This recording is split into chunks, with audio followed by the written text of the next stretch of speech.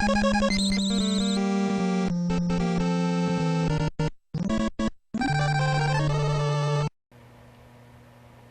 to Comic Station, issue number 40 for October 2nd, 2013.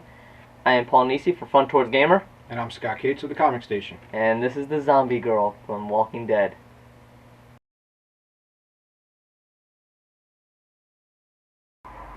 Welcome back to Comic Station. For our new releases this week, we're going to start off with Vertigo's Hinderkind, number 1. This is another post-apocalyptic storyline, really. It opens up, you think they're in a forest, a boy and a girl, and they're hunting, and they catch an animal, they shoot it down. There's some really nice artwork flares, and otherwise the artwork's kind of okay, but there's little hints about nice artwork.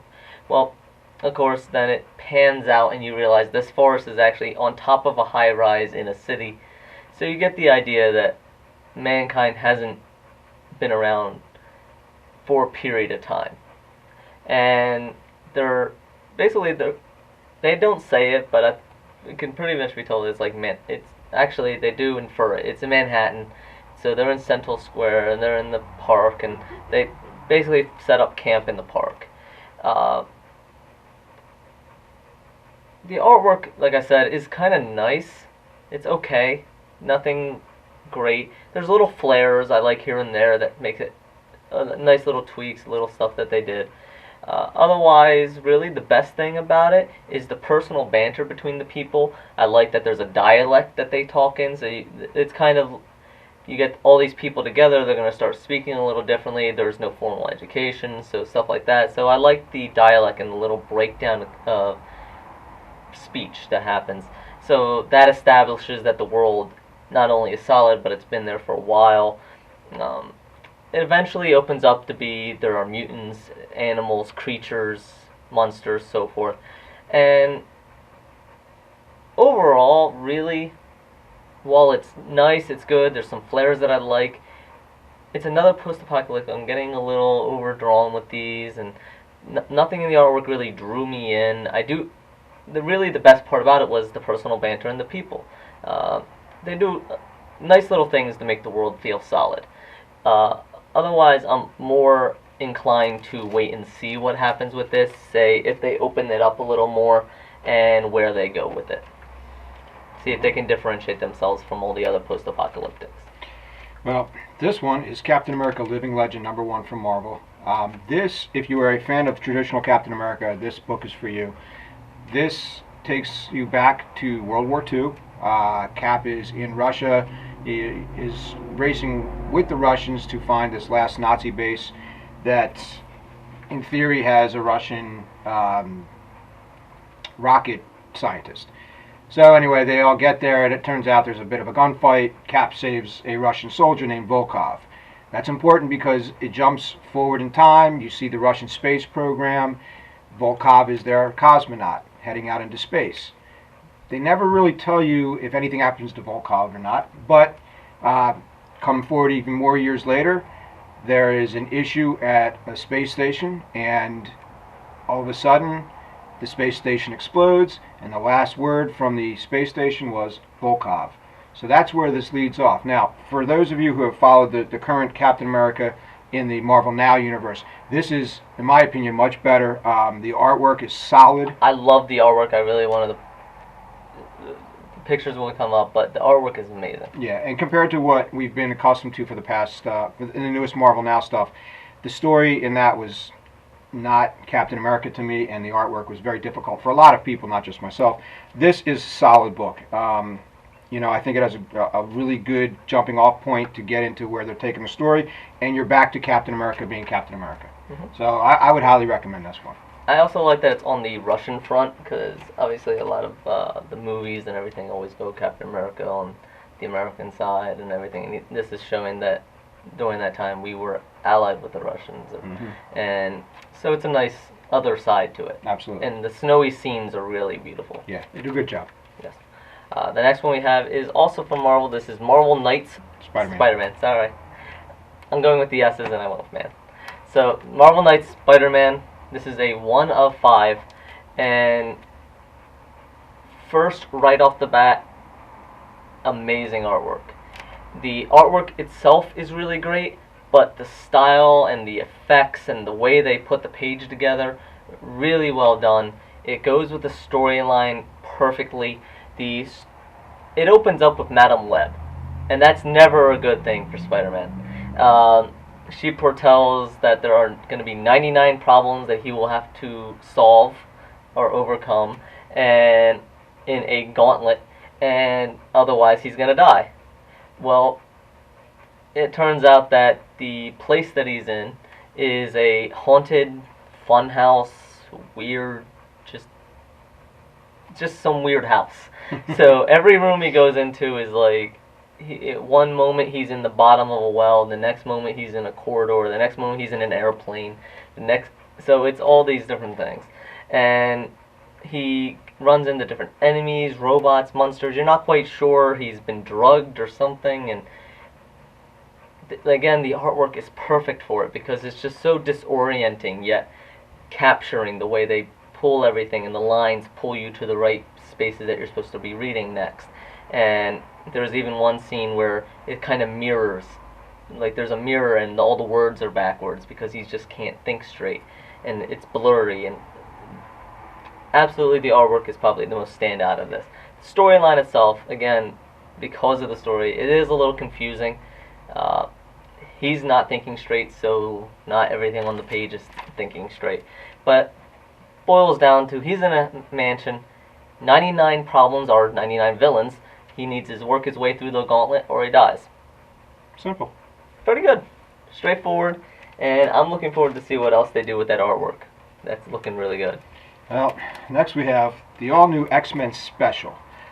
This, to me, was something that I personally I didn't need to read this from this perspective of, I read all new X-Men, I read Superior Spider-Man. This is an off story linking both of those two together, with Otto Octavius somehow appearing. You're not sure, did he come from the future, did he come from the past, because you have the older version, or the youngest version, I should say, of the X-Men who had come from the past forward, and then of course you have Superior Spider-Man, who, as we all know by now, is Octavius. So, you know, it's a combination of the two stories as far as I'm concerned. If you like both of them, I mean, it's not a bad read. I don't particularly care for the artwork in it myself, and for me it was just something that is not a necessary read for me. Yeah, since I haven't really read either of them, the only all-new X-Men I've been reading has been the Battle of the Atom. That's the only crossover for that thing that I've been reading. I thought it was okay. I do see that they pulled things from different stories and just kind of put them together. Don't know how well it fleshes out with everything else in the universe. Plain story. To me, I mean, it's a side of both of them. You know, Spider-Man's doing his thing, Superior Spider-Man's doing his thing, the all-new X-Men doing this. This is a little side venture that happened. Yep. And the last one we have is from Vertigo Comics. This is Fantomex. Generally, he's a thief of thief. He's a master criminal, and he does what he does best, is he steals from other criminals. Of course, he doesn't care about destroying or breaking in or anything like that. There's a little bit of a cat and mouse between him and Agent Fleming, which is kind of expected. As you can tell from the cover, there are a number of... This is a Marvel Max comic. It has explicit content. So while there's nothing overt, there is plenty of cleavage or references. There's even one point where the Agent Fleming is introduced, and on the little bullet of, she's an agent, she specializes in this, she's good with handguns, and she looks good in a tight outfit. Like, little things like that. Little references, and no sex scenes. There's no, some of these titles have just straight out there, but it is definitely more on the older end. And that's not to say it couldn't happen. Max titles, absolutely, there's no limits to them, so be prepared. Number 2 or 3 could end up with a lot of cursing, a lot of nudity, a lot of extreme violence. Which is why I like Max titles. Absolutely.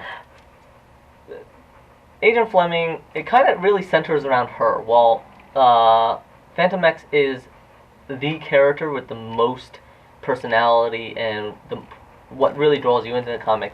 The comic kind of centers on Agent Fleming.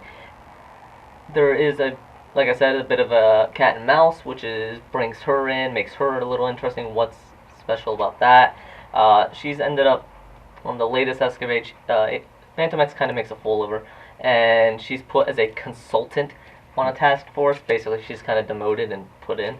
While basically the overall like crux of this is, who is Fantomex? What is he doing? Is he really a bad guy? There's a bunch of instances later in the issue where he doesn't come off as a bad guy. What is this task force? Are they good? And kind of see some double crossing going on. Really, is there more to Fantomex and his holographic AI? Jarvis, eat your heart out, because this is a holographic AI, first of all, that likes to dress up as a dom or a nurse. Nice. Or a battle woman. Outstanding. Or in a bikini. Can't go wrong. So, yes. Sorry, Jarvis. Artwork is okay, which is kind of a shame, because if they're going to be going on the more salacious end with some of the drawings that they put in here, the artwork could have been better. But it's interesting, and that idea, honestly, I'll have to admit that I'm a little pulled in, because I like the Thief of Thief. I like the anti-hero. So, alright. Next we have some reviews. This week we have Leo has graciously done a number of our reviews for us this week since I was on vacation. And the first one he started off with is a series that he really enjoys. So he wanted to check out the comic book. This is Battlestar Galactica. This is issue number 4 from Dynamite Comics. And while he really loves the series and he likes that this centers around Apollo and Starbuck, he doesn't really know about the storyline, the plot. It's kind of a Days of Future Past storyline where there's time travel and going back, and the Cylons are...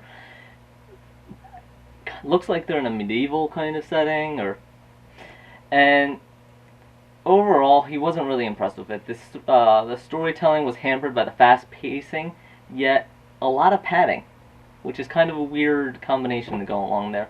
And if you're not really into Battlestar Galactica and you haven't watched the movies, you haven't read the comics, you haven't read a lot of the AU stuff, and you're gonna get lost. You really need a dependent on this knowledge of the series, and where they pulled their canon from was a little iffy. The next one we have is Dynamite Comics is The Walking Dead. It's a loose parody of The Walking Dead. Sorry. That is really more about the zombie culture. Basically, if you take zombies, you get Joker gas, you gas the zombies, and then you get nerds fighting back. So, while it all sounds good, who doesn't like a laughing zombie? And iZombie's done it and all those with the nerds fighting back, it just kind of loses itself a little bit. There's a really cool idea where basically the government had this section of nerds that were hired to go through all these impossible scenarios that actually end up being the basis for a lot of our zombie movies and a lot of our alien movies and all these things. They just take them and put them in the scripts because they're so out there, so impossible situations. But it actually happens, so now they're left to actually fight back against the zombie horde. And it's a cool idea, but it loses itself and it gets bungled in the attempt to parody The Walking Dead and all these other genres. Doing so, it loses itself. It's not. Lito actually says in there.